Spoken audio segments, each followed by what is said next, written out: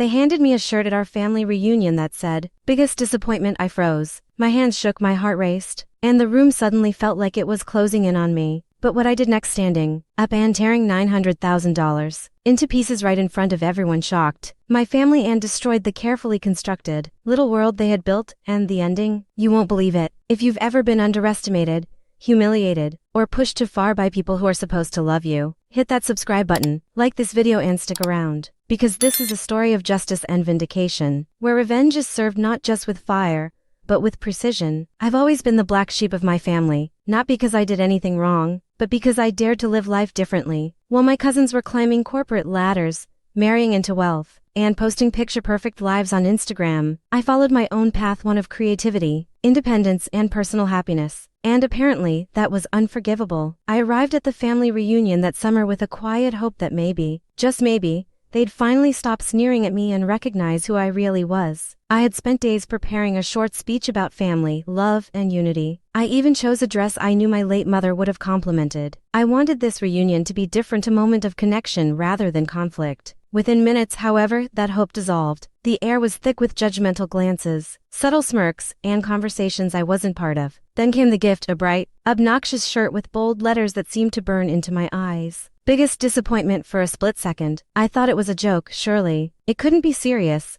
but the expressions on their faces, the triumphant, smug satisfaction, made it clear. This was deliberate. Every laugh, every whisper was a carefully orchestrated attempt to humiliate me. I could feel my pulse pounding, my body became tense, every muscle ready to either flee or fight. My chest tightened, and a hot surge of adrenaline raced through my veins. I could walk away, laugh nervously, pretend it didn't hurt, but deep down, I knew that wouldn't satisfy the deeper, decades-long hurt they had caused. This was no longer about a shirt. This was about years of being judged, belittled, and dismissed. I stood up slowly, deliberately, my eyes scanned the room, taking in every face: the cousins who had mocked me behind my back, the aunts who whispered about my life choices, my father's disappointed frown, every subtle gesture that had made me feel less than for as long as I could remember. Then I reached into my purse and pulled out an envelope. Inside was $700,000, money they assumed I would never see, let alone touch, a source of income and independence that they had always secretly resented, and a symbol of my success beyond their approval. I began tearing it up,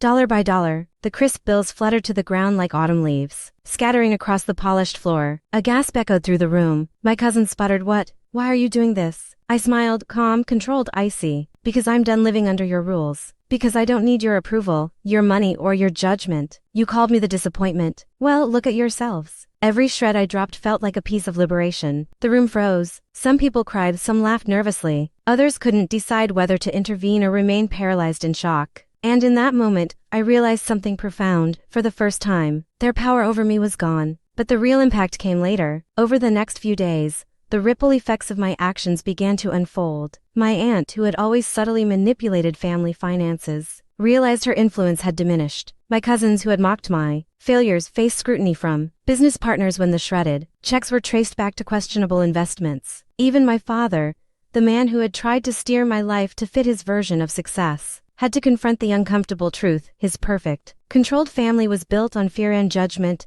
not love. I didn't celebrate their misfortune. I didn't gloat, but I watched quietly, knowing that the scales had finally begun to balance. The carefully constructed little lives of my family, the ones built on pride, arrogance, and appearances, were starting to crack. That's when I fully understood the psychological lesson I had learned through all my years of being underestimated. Underestimation is a dangerous mistake. People who think they are untouchable often ignore the quiet, calculated power of someone they've oppressed. I spent the following weeks consolidating my position. I quietly managed the remaining assets they assumed I could never control. I strengthened my professional connections, proving not just to them but to myself that I didn't need to play by their rules to succeed. By the next reunion, everything had changed. The subtle digs and snide remarks that once defined family gatherings had disappeared. Conversations were tentative, cautious, and, for the first time, respectful. They couldn't erase what had happened. They couldn't reclaim control. And me, I walked in with calm confidence, wearing a dress of my choice, holding my head high. The biggest disappointment, in their eyes, had become a figure of autonomy and unshakable strength.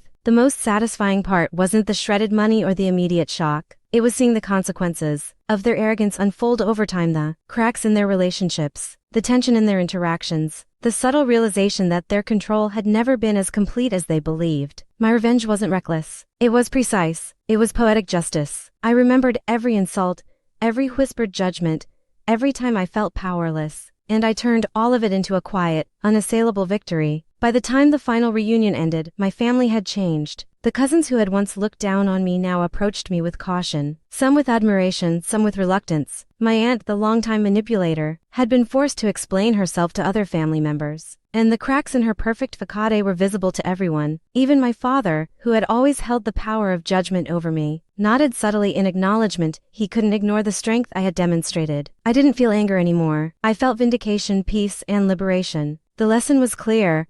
Justice doesn't always roar. Sometimes it unfolds quietly but with irreversible consequences. Life often puts us in situations where we feel powerless, humiliated, or dismissed. True empowerment comes not from fighting recklessly, but from reclaiming control over our own lives, asserting our boundaries, and ensuring that those who underestimate us learn that actions have consequences. Have you ever been underestimated or humiliated by someone close to you? Share your story in the comments below. Don't forget to like, subscribe, and hit the notification bell because stories of empowerment and poetic justice remind us that no one can define our worth except ourselves.